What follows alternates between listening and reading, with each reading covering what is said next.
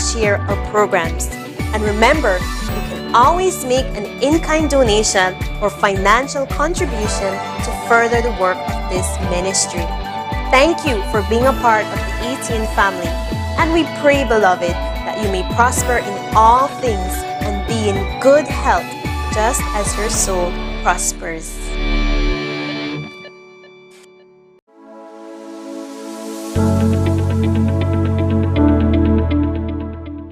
Hi, my name is Alessandra Alamia.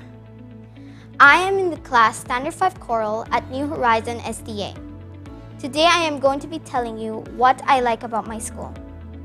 I like that there is supportive teachers in this school that always encourage their students.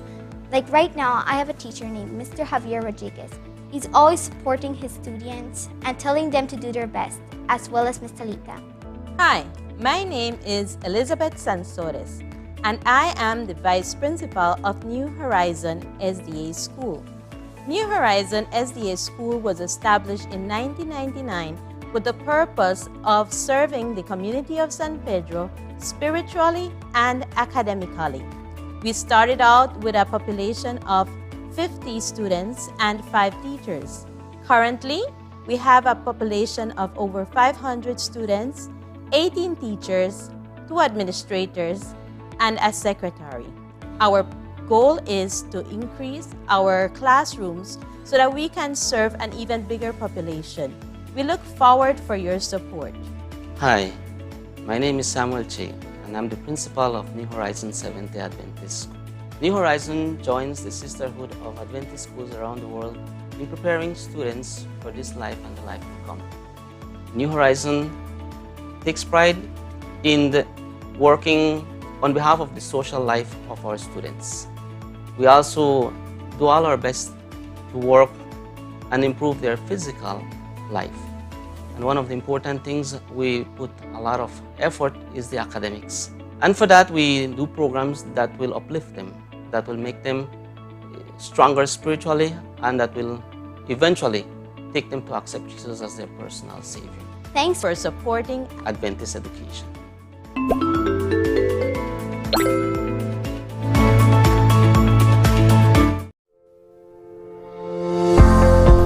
Hi, I'm Pastor Emiliano Viamel. And I'm Elder Shane Neal. And we're the hosts of Hour of Power.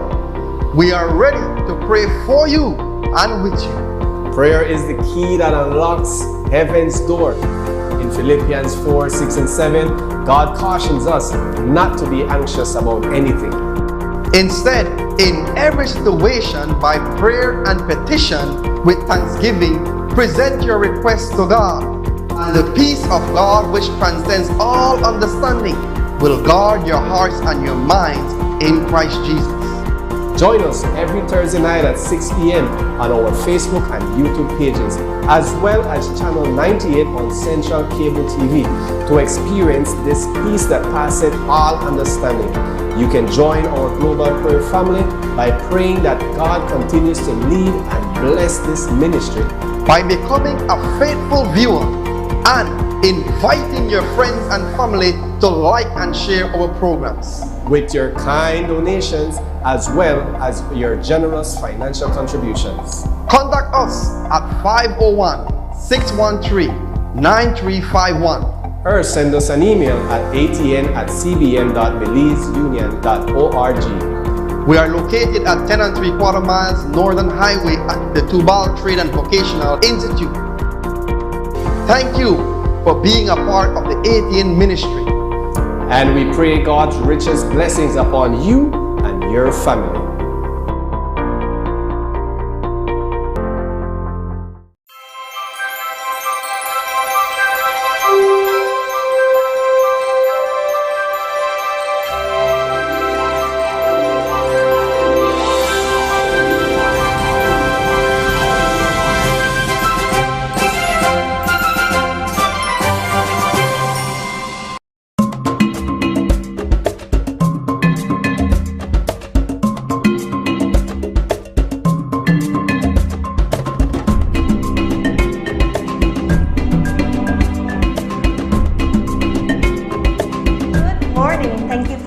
us for another episode of Defining Your Health. I'm your host, Tracy Lewis, and today I am super excited. We're talking about blue spaces and stewardship. When you think about blue spaces, what do you think about?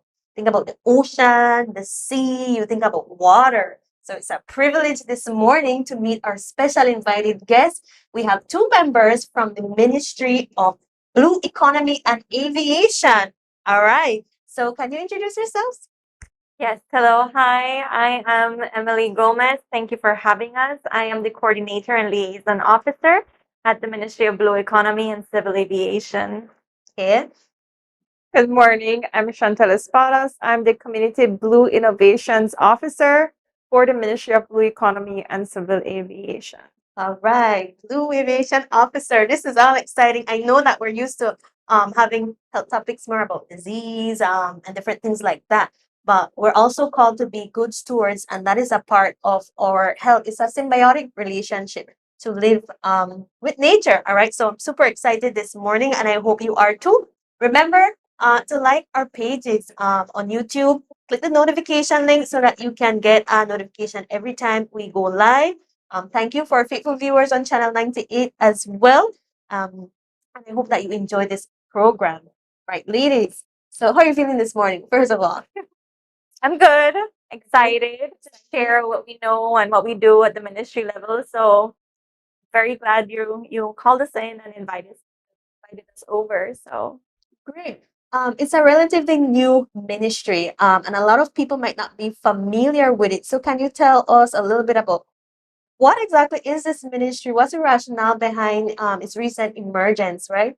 definitely. So the Ministry of Blue Economy and Civil Aviation is fairly new. It was formed in November 2020. And the rationale behind it is that it goes in relation to Plan Belize 2020. Plan Belize Plan Belize 2020. 2020. So that's this new administration's whole mandate on how to move forward with Belize. And the ministry itself is focused and strategically aligned with the national developments of Plan Belize and the growth of blue economy. And so, as well as having national efforts, it goes beyond to international and global efforts on sustainable development for Belize. The term blue economy it first emerged in what was the United Nations Convention on the Blue Charter. And then it was pioneered by the small island developing states who obviously they're dependent upon the sea, their economy is dependent upon the sea. And so in general, what blue economy is how the mechanism to trade and have an economy based on our oceanic natural resources. Okay. So anything that has to do with our waterways, our oceans, our coastal zones, that is what entails the blue economy. And that is what the ministry's focus is about. Basically, all right. So that sounds very technical, Miss Shantel. You want to break Yeah. that down for me? So the blue economy is just I guess an opportunity where our people can benefit from what these blue spaces offer us. So what you do at the ministry is to ensure that we have access and that we're also taking care of those resources. Is that correct? Yeah, so to break down what is blue economy, the blue economy is basically contributing to Belize's national economy using marine resources, using the Okay. blue space. So that's basically a FICEN term for what is my colleague just mentioned. It is just contributing back to Belize's entire economy, but this time focusing on marine resources, using marine resources. So it would be something as simple as the fishing industry, which is using our marine resource to contribute to the economical development of the country. Perfect. Well said. I think that's important. I wasn't making the connection immediately. When we think about blue economy, I'm thinking about how we can profit from the environment. But when you mention that it's to give back to national development, that puts it in context. A lot of time when we think of being stewards, as Christians, as a Christian community, we think about taking care of resources, keeping it beautified, but we don't look at the practical implications of those resources. God gave us every green herb and all these wonderful things so that we can benefit. We just have to make sure that there's no greed involved and we're not depleting the resources at the same time. We're using these resources to give back to Belize national development, which is going to benefit us as well. Yeah, definitely. So yeah, that's what the blue economy is about, contributing to Belize's economy and also doing it in a sustainable way. So ensuring that we are protecting the resources while we're using these resources. So it all ties into sustainable development and contributing to our economy, which back contributes to us as a country, as a one. Yeah. Beautiful. So I believe sustainability is a part of your mission. Yes, definitely it is. I can share with you, if you will allow me, the mission for the ministry, Okay. which is to increase gross domestic product through a thriving blue economy pathway. It's harmonized, innovative, socially just, and is supported by a robust, science-based management regime of our aquatic resources and space to improve the livelihood of all Belizeans. And so how do we plan to get this done is through our vision, which would be that by the end of 2030, Belize's blue economy is productive, resilient, and vibrant, contributing substantially to what is the economic well-being of the country and its people. All of this, of course, we understand the blue economy is multi-sectoral, and so we have identified key sectors in what is blue economy for Belize, which include aquaculture, fisheries, blue carbon, renewable energy, the maritime protection and management, transport and shipping, ocean and coastal tourism, as well as cross-cutting sectors that play a role in all of these sectors that we've identified, such as climate change, waste management, blue finance, and maritime security and surveillance. Wow. So all of our mission is big because Yes. it entails, blue economy entails so much, but it is one that's very ambitious, and we hope that as a country we can all grow into what is blue economy and the growth for the development of our people. This is our livelihood, and everything revolves around the ocean. You can see it, the tourism industry is one of our biggest producing industries. Yes, so and of course it is dependent upon our healthy oceans, our healthy waters. Right. And so we all have a part to play. You mentioned that it's to assist with resiliency, diversity. Is it safe to say that we lack those things right now? No, in our own way, we're being resilient. I mean, COVID has taught us as Right. a country that we are resilient. We find ways to be more productive. We find more ways. I mean, there are a lot of people that lost their jobs, unfortunately, through COVID. But these people didn't stay back and sit back and felt sorry for themselves. They were resilient enough to bounce back and find different ways on using the marine resources to make an income, make a living. There were a lot of tour guides, tour operators that went into the fishing sector. So last year we had a boost in number of licensed fishers because these tour guides applied to become fishers and they used our blue space and they were being resilient enough to go into the fishing industry to provide for their families. So we are being resilient. It's just the level of resiliency that we are at. It might not be 100%, but that's where we as a ministry we're pushing the public, we're pushing everybody to be at that 100% resilient. Great. And I think from what you said just now, I think we can get that resilience is so closely related to what you mentioned before, sustainability. Yeah. Ensuring that we're able to go back to these resources. I'm no expert. I never took. I'm not sure, but I'm sure you guys have background in blue spaces, or I don't. But what would you explain sustainability to be? Well, in its simplest form, sustainability is something that you can give and take without having to break. So, for example, in our ocean space, I can sustainably fish without having to take out so many resources from the ocean. So there is a fine line between overfishing and underfishing, so that I can keep productive lives for the ones who are still working, and everyone can work in it, but making sure that it never harms the ocean and the people that are working for it. So it's a balance that we have to find into what is the right way to do it, and never taking too much from the ocean, you That's know. that's such a big task. So I expect similarly that you guys have an awesome team on board. Can you tell me a little bit about the structure of the ministry? Definitely. So the ministry is it's under Honorable Minister Andre Perez's mandate. I think we So have a visual for this. yes. And then directly under him is his Chief Executive Officer, Mrs. Kennedy Carrillo. And Mrs. Espadas and I and a couple of other colleagues are under the Blue Economy Unit. And the ministry itself has the portfolio of two departments and two statutory bodies. So we are in charge of civil aviation, the fisheries department, the Belize Airports Authority, and Coastal Zone Management Institute Authority and Institute.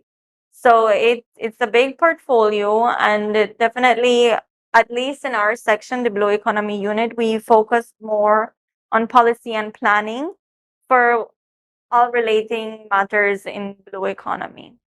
Right. So can you tell me a little bit more about exactly what you do in the ministry? And then I'll ask Miss Chantel to share as well. Like in small change. This Yeah. is all such a big, great, amazing work, and at that structural level, I know it can be a lot. So what does it look like on a daily basis for you? Right. So when I started off as a consultant. I have my background in environmental engineering. And so I was specifically hired to make a report on what is blue economy and how is blue economy working in Belize, and what we can implement, or the gaps, that a whole analysis on blue economy in Belize. And so from then on, my expertise was used in different areas of technical assistance when it comes to reaching out to different international donors and implementing resource mobilization on the grounds for Belize and blue economy on a whole. So right now my tasks have shifted a little, and I'm more into coordinating and the liaison part of it, with which talking to different stakeholders and making sure that we are on the same page on what is blue economy and how we want to move forward with our strategy and plan. So that's what works for me, Arm. Anna? Yeah. So small change in what I'm tasked to do is I'm the liaising person between the ministry and community members, and ensuring to have that inclusivity with the community members, because these community members are our stakeholders. So it entails several aspects. It also entails resource mobilization for the ministry. It involves having that one-on-one conversation with the community, seeing their small businesses, because there's several small businesses out there in the country that uses our marine resources. So ensuring that their small business goes from just local to boosting them to international markets, ensuring putting Belize out there, putting our marine products out there that will eventually then come back to our economy and grow our economy. So I'm that gap between community, the blue economy, and ensuring that these small businesses become something bigger in life and contribute back to our national economy. Right. So you're on the ground a little bit more. Ms. Espadas is more on the ground talking to the community. I do want to mention Ms. Espadas has a very nice program under our Blue Economy Unit in partnership with the Coastal Zone Management Authority and Institute and the Worldwide Fund, where they are actually talking to the community, the fishermen, the locals, anyone, any entrepreneurs, to build them up and have their platform, not necessarily if something is already running, but that they can facilitate through the ministry how they can become better, even if it's just locally, and if we can take them internationally, that would be amazing. So that's part of her work, and it's a very important job that we have on the portfolio. So we are very excited to learn how. I think it's pretty exciting because I was just thinking when you said that you're looking at some of these local business organizations, trying to assist them to develop. Miss Solis immediately came to my mind. She was on our set recently, and she's turning sargassum into soil, which is amazing because she collects all those debris, and then she has her little small working space and her own setup. I'm not sure if you all have been in communication with her, but I thought that was amazing, for that to become something bigger. She's helping young people. A lot of youth are involved with collecting. They go to different they go Placentia, PG, all over the country. They collect the sargassum and they take it to their production site. They do their stuff.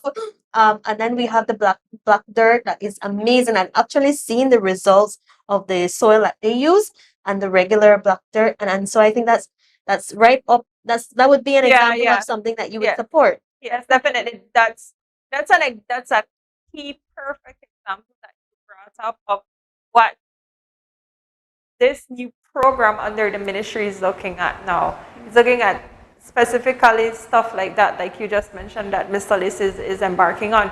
Using the marine resources, she's using sargassum, which we all know it has been it has been a pest. Like people from the coast just can't. They hate. I feel bad to use that word, but they hate when sargassum comes it's in. It's a huge deterrent.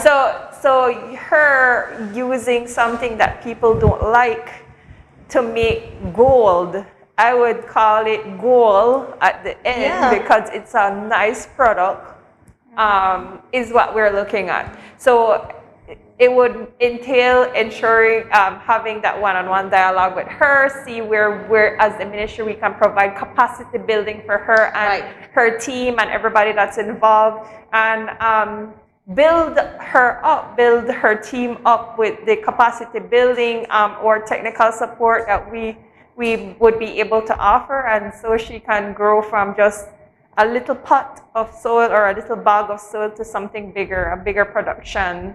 I love that. Yes, I just want to say we also want to encourage everyone who has these types of ideas or have these types of entrepreneurships going on to reach out to the Ministry of Blue Economy, because we are here to enable you to make sure how we can help you, because you are bringing up the blue economy of Belize.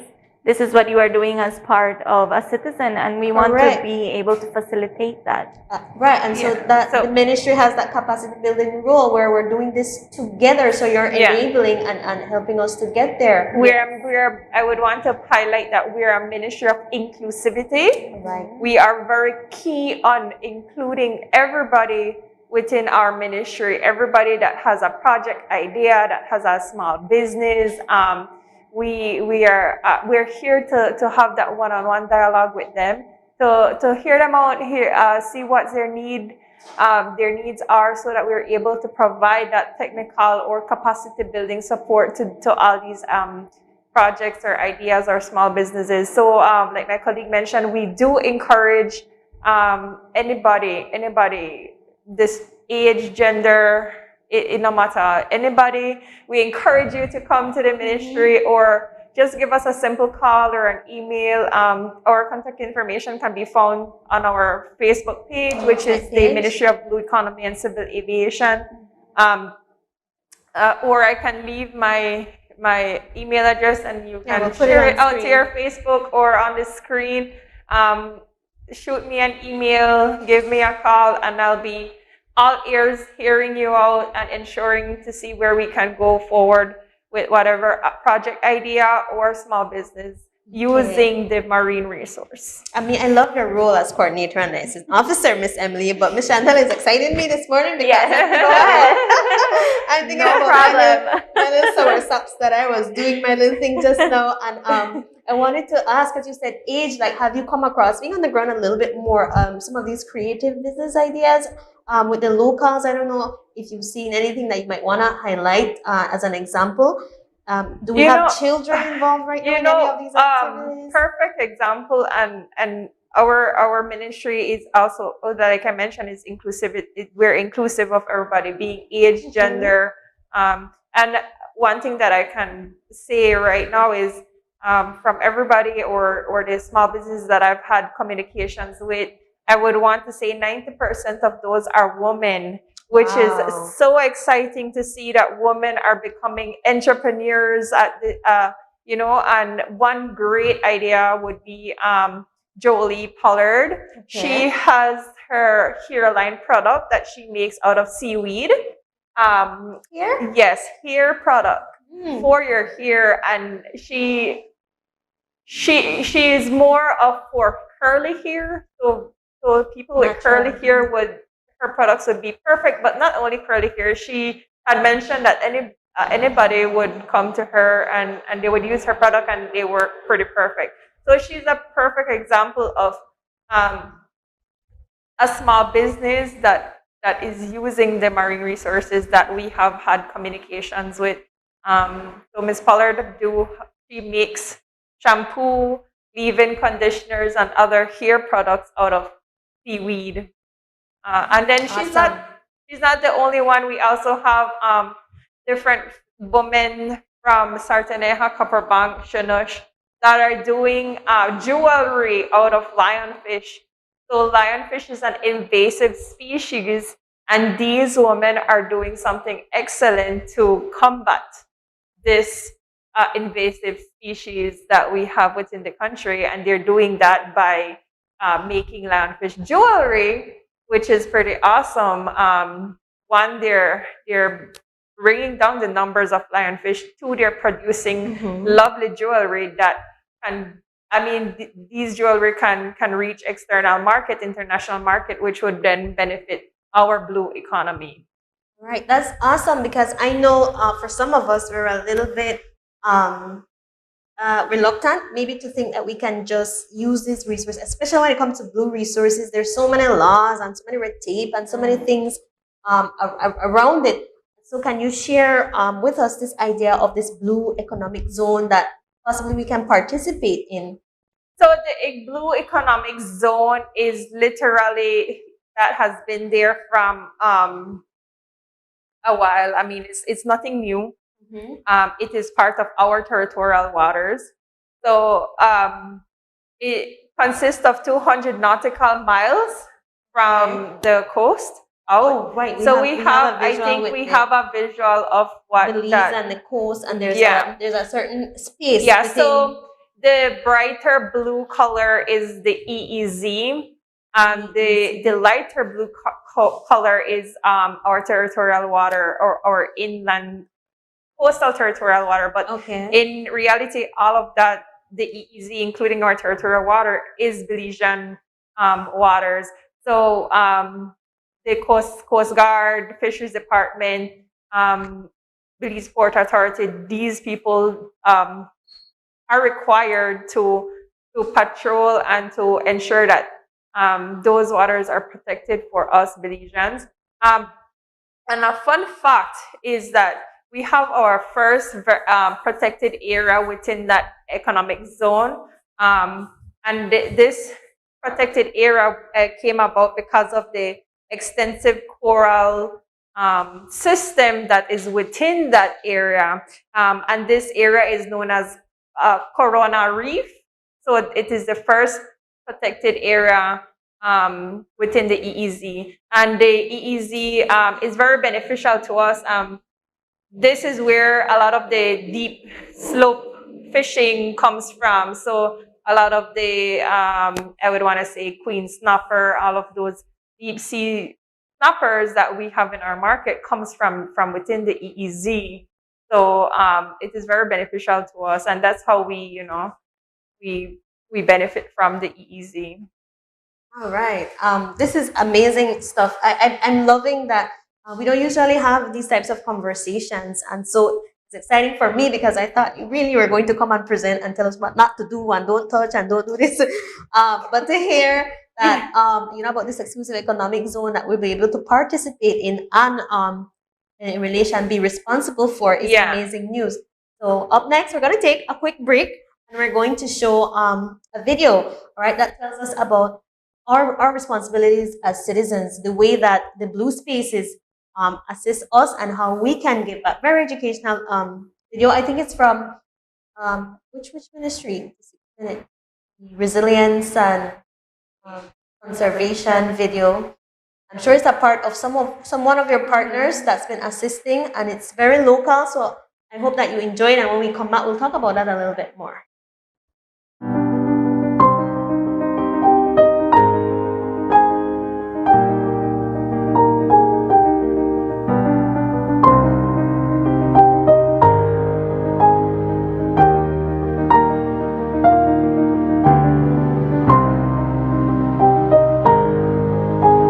The marine and coastal ecosystems are very important to Belize's economy and national development. They support a lot of our primary industries, as well as providing the ecosystem services that support our population.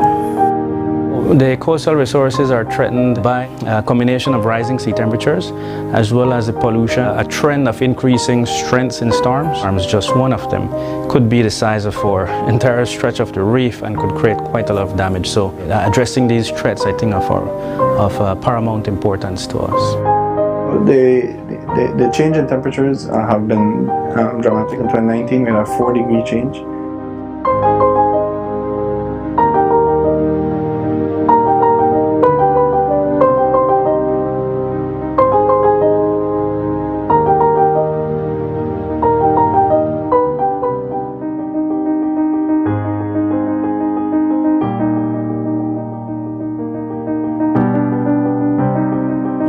The first day I remember going out planting corals, it blew me away, honestly. It was very incredible to see that we can actually plant back these corals.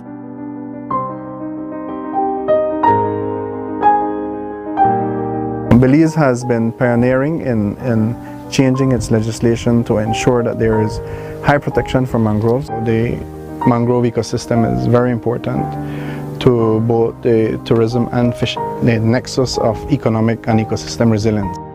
I'm a ranger at the Turnip Atoll Sustainability Association. Here we enforce all fisheries and marine regulations. What we do whilst on patrol, right, we have different zones on the atoll that we have to keep our eye on. Some areas are restricted to fishers to harvest just certain types of marine animals, trying to protect all wildlife.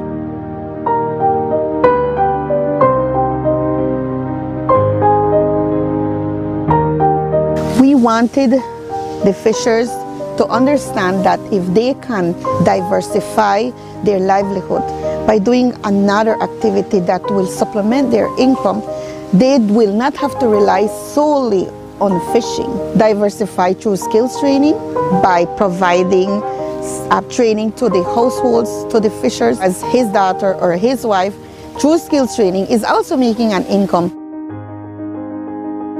We have experienced that fish is getting extinct. We are doing commercial fishing, but we want to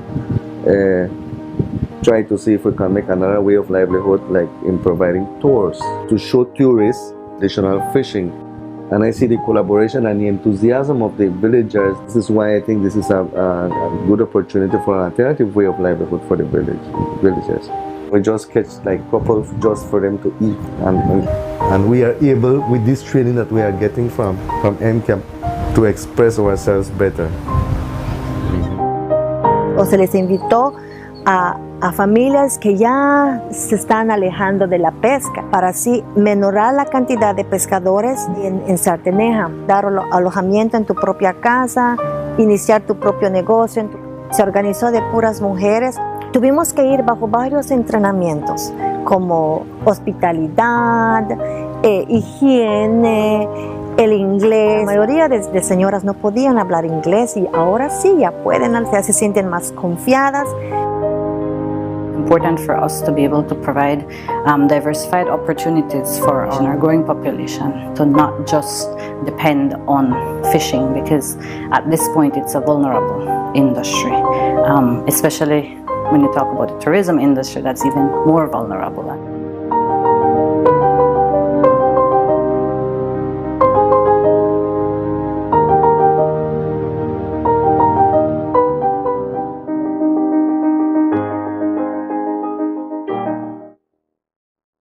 There's so many fishes out there in the sea today.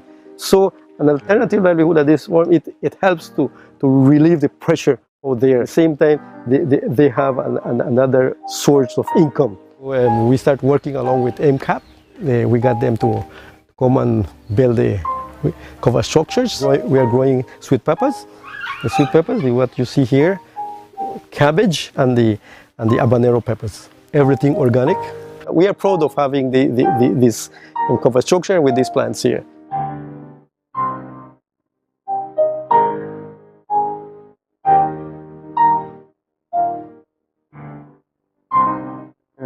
Overfishing is becoming a problem in Belize. One of the solutions is basically to teach their daughters, their sons, to become more involved in agriculture.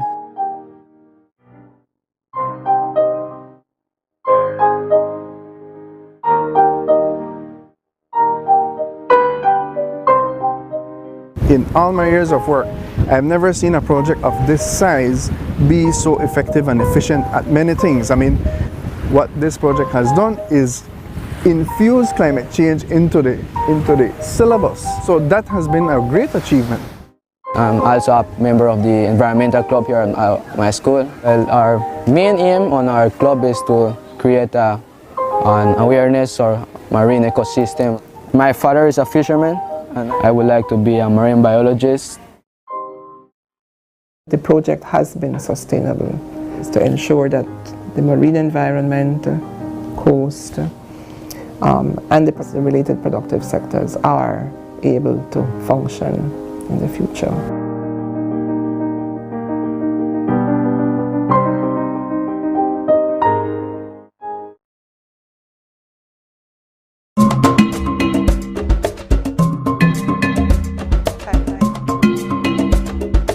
All right, welcome back to Defining Your Health.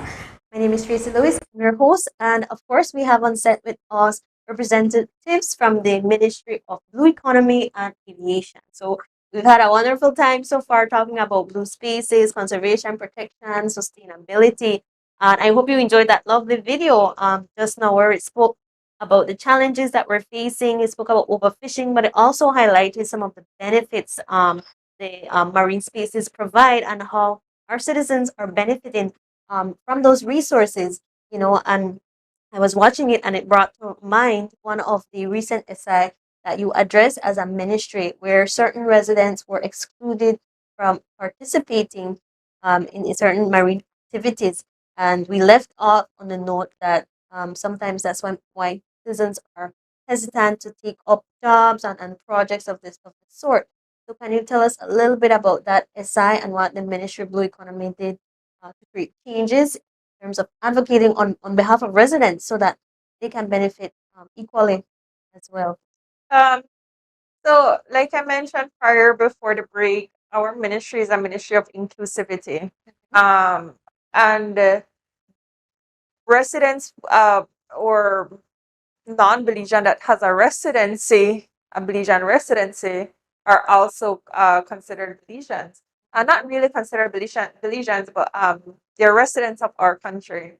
And when someone applies for a residency and they're approved, it means that the country is also providing them with opportunities as the same as a Belizean has opportunities within our own country. And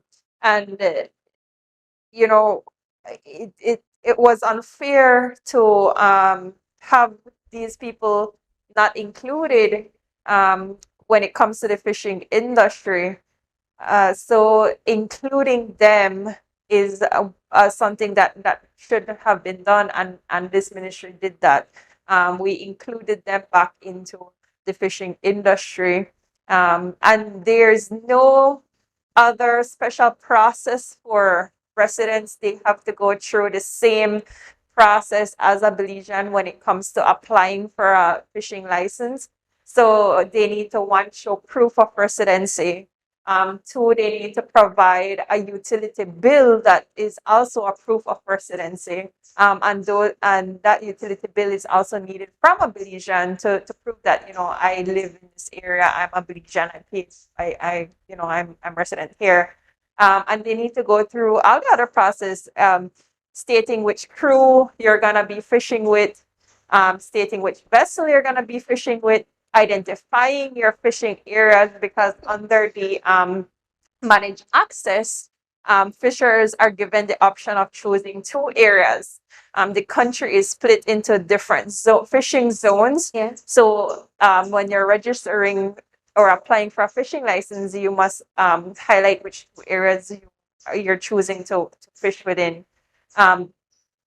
So they go through the same process as a Belizean.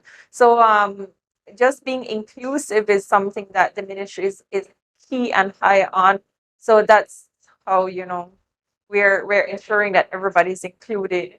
And yeah. Right. I like that because my brother is a fisherman, and I'm listening to what you're saying, and I'm laughing a little bit because he would be like, I kind of think you have to do fishing, Yeah. and stuff like that. But then it comes back to being responsible. You're Yes. benefiting, and so I'm wondering, how is it that you reach out to these community of fishermen or people who use the resources so that they too have a personal internal appreciation for some of the actions that are guidelines that are put in place, and it's not something that they're always trying to cut corners, but So when the whole idea or the whole talk about managed access as a tool, as a management tool for fishing, a lot of stakeholder engagement was done. This was done a couple of years back when it was in the Ministry of Sustainable Development, Fisheries and Agriculture. So it goes way beyond our current ministry. And it was a lot of stakeholder engagement, a lot of community meetings, one-on-one door campaigns to ensure that their voices are being heard, and ensuring that they have an equal say, and not just, okay, we just shove this down your throat and you must go with it.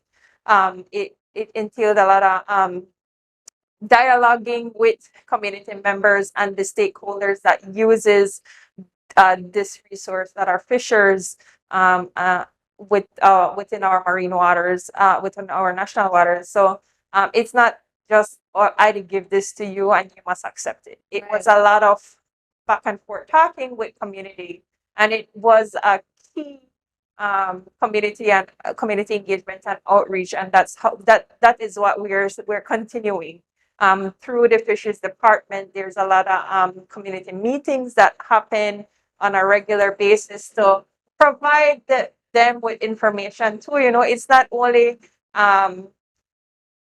about like, okay, I will catch you to do illegal fishing and I will charge you for it. The fisheries department is also about community engagement. It is also about educating the community, and this is done through community meetings, through community outreach within the entire country.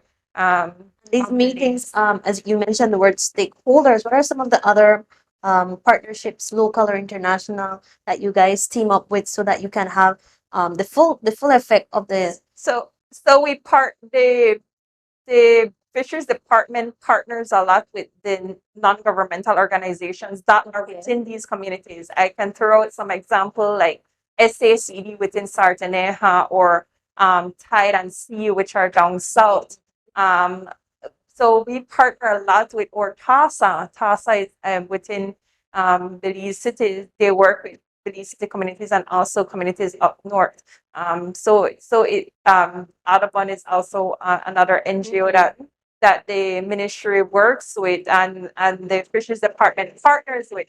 So engaging these nonprofit organization, local nonprofit organization, and they also partner up with different organizations like WWF, which is the Wildlife Foundation, and other Oceana, Belize, and other external international NGOs to share other relevant information that may be occurring within their community or within the blue space that they use. So yeah, it's disseminating information not only from the department but from all these other NGOs and other entities that we have a working relationship with. I also want to highlight, just as how we try to get information out there, we're also looking for information. And it's very important that the people on the ground, the fishermen, the locals, the communities, they have access to all this knowledge about our oceans, about our resources, that not necessarily us sitting at the computer will find. There's a lot of research and development that happens out there that we want access to.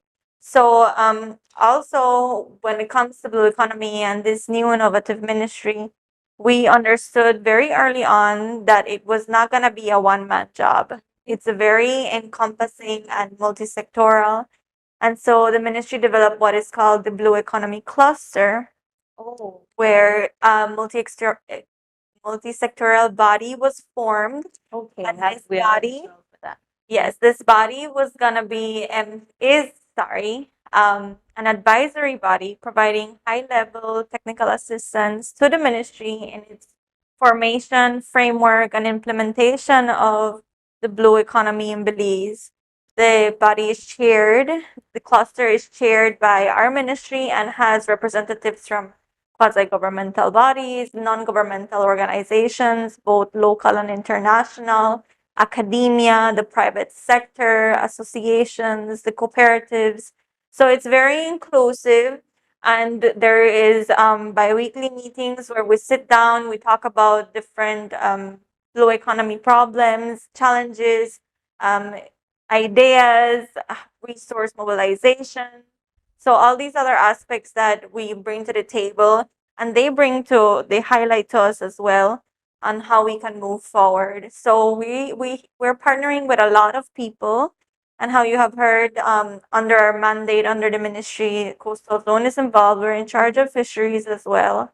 So there's a lot of different branches, and blue economy is all over the nation.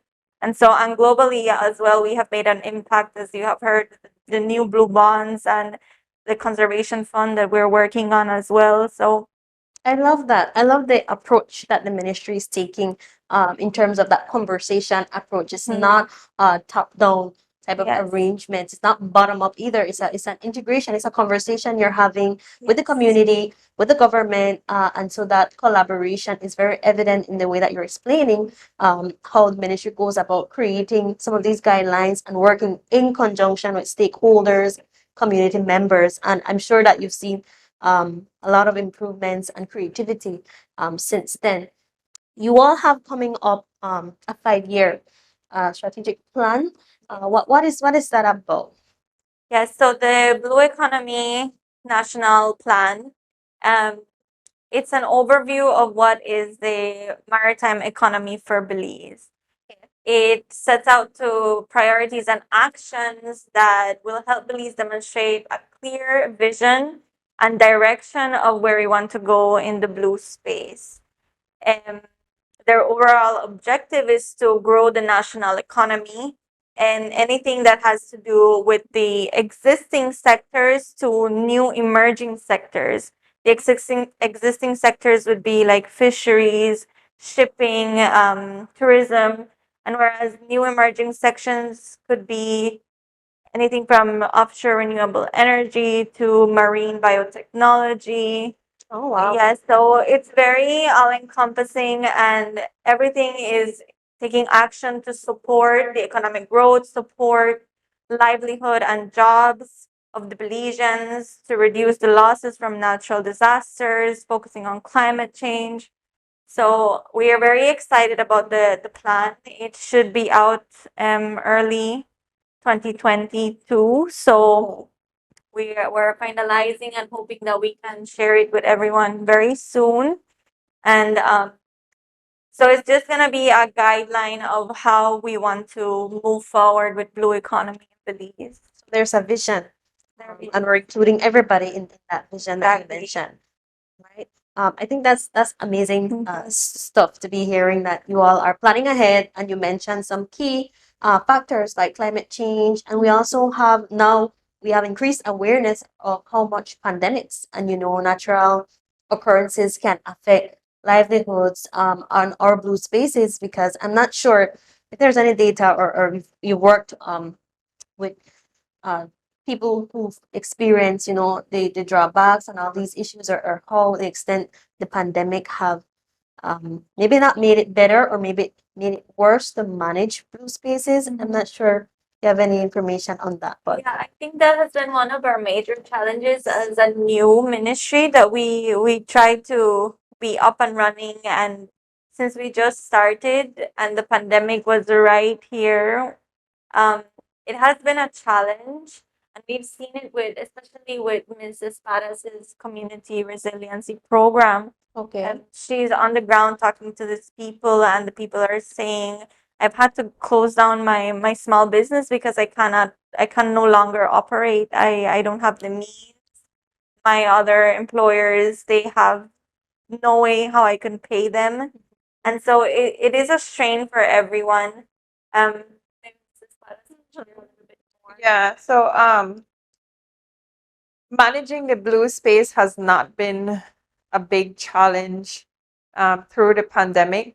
It's good. Yeah, so Surprising. yeah, no, I mean, there are laws and regulations set to manage the blue space, to manage our resources, and we have a good team at the Fisheries Department that are ensuring that our resources are being used in an appropriate way. So ensuring that fishers are abiding by the regulations set by the ministry and set by the country, ensuring that the seasons are respected. We know both lobster and conch, queen conch have a season, and also there's a season for sea cucumber and nasa grouper. So ensuring that these seasons are respected, ensuring that sizes are respected. So in terms of managing those resources, we haven't had much of a challenge. Yes, we have challenges when it comes to resources. The country is in a tight position with resources, but we're still doing our utmost best to ensure that we are managing these resources in an appropriate way. But other than that, the COVID is a challenge within the blue space. Like my colleague mentioned, I've been speaking to several small business that are using the resources, and they're like, really, I just had to put my business on a pause to ensure that I can provide for my family in a way, or I had to put it in a pause because I can't find raw material within country, and that these raw material needs to be imported, but I don't have sufficient finance to import these raw materials. So I have to go dormant in a way, and not really close down, but go dormant in a way until they can bounce back up and continue with their small business. So that has been a damper within the blue space. But other than that, we have been doing an excellent job, I must say, ensuring that our resources, our marine resources, are well protected and can be sustainably used from all Belizeans. Well, that's great. That's great to hear. I know for your residency program, especially, is it correct to say, or do you provide, or is it your ministry that provides maybe funding or grants to assist some of these? I mean, the ministry is a small ministry. We are trying our best to ensure that we are able to assist everybody in any way it means possible. But one of the main thing that we are trying to ensure is these to ensure that these people know the process of obtaining finance. Obtaining finance is not nothing short of getting or receiving. There's a lot of organizations out there. I mean, there's DFC that provides grants. There's others like the Jeff Small grants that provide grants. There's Beltray that provides finance. So finding finance is not shortcoming. It's how to equip these people to ensure that they're able to pull out a grant proposal properly. So the ministry is here to provide them with that technical support, with that capacity building support, to ensuring them that they have the proper knowledge of entrepreneurship skills, so promoting skills. So providing them with those skills, but this is only possible through engaging other stakeholders, again, like Beltrade, the Just Small Grants, IDB, DFC, and other key stakeholders that would assist us in providing these technical and capacity building support. So it goes back to teamwork. I just wanted to clarify Teamwork, that because I know that definitely. under your program you want to help and build up these businesses. Yes, Michelle. I also want to highlight that through the government and through the Blue Bonds agreement, that there was some money allocated for what is the new conservation fund for Belize. And this fund will be accessible to all Belizeans, whether you're government, whether you're private, whether you're association, anyone that wants access to finance for their specific projects that relate to the ocean and the marine conservation targets that the government of Belize has agreed to their commitments within this Blue Bonds agreement. So you should keep an eye out for 2022, where they will establish this new conservation fund new conservation fund. It is just in its in its development stage, in partnership with the Nature Conservancy. And so they're gonna start stakeholder engagement processes to finalize all the details of what this fund is and how you'll be able to access it. But it will be open to everyone. All Belizeans welcome to apply and try to get some access in funding, especially if you're doing something directly related to what is the oceanic natural resources for Belize. You guys have so much ahead of you, but I know that you have a lot under your belt already. So I just wanted to share with our viewers some of those achievements so far, and to share with us just in brief, as time is passing down, some of the things that you've been able to work on and accomplish as a ministry. So let's see if we can have that up. Yeah, so one of the major achievements we have done under the Ministry of Blue Economy is the sign off of that blue bond. That blue bond is, again, a marine conservation for debate relief, which is a $5 million relief. A part of the country's negotiation. This was an extensive negotiation with a lot of stakeholders. But we are now proud to say that we have accomplished the signing off of that blue bond. Not only that, but we are glad to say that we have a fully functional ministry. The ministry was just established last year, and within a couple months, we had a fully functional ministry team, everybody team, working, everybody, yeah. So it's fully staffed.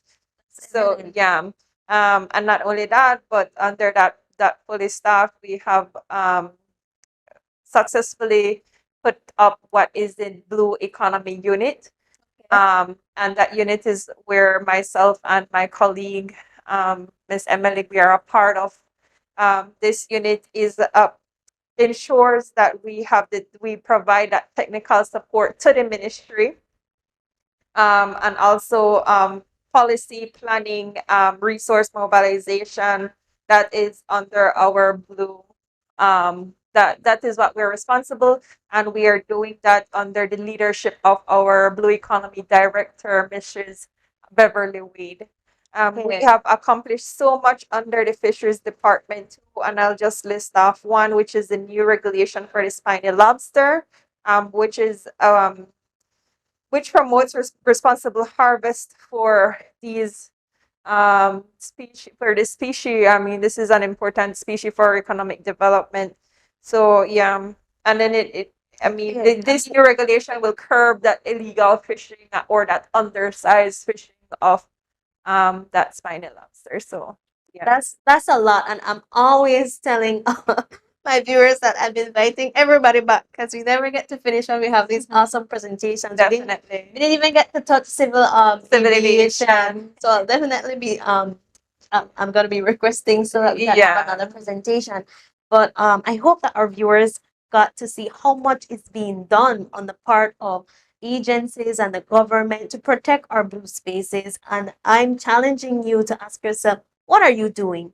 You know, apart from knowing that we're here to protect God's green and blue creation, what are you doing? There's so many NGOs that you listed that you can partner with to be a part. Get your children involved. I'm waiting to hear about one of the NGOs that particularly include children and have them out doing stuff and all of that. Maybe I don't know of them and they're there. But we definitely want to get the children and everybody involved. It's not really, you can involve yourself. I mean, you're by a beach, take 5 minutes out of your beach time and pick up whatever trash you see around you.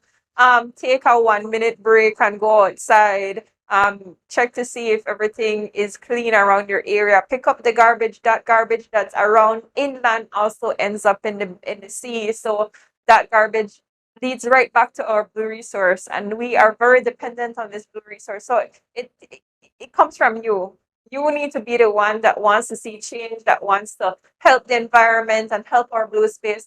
Take a 5 minutes break, take a walk down the beach, pick up the trash that you see on your way. You know, so small initiatives like that does give back and creates a bigger impact.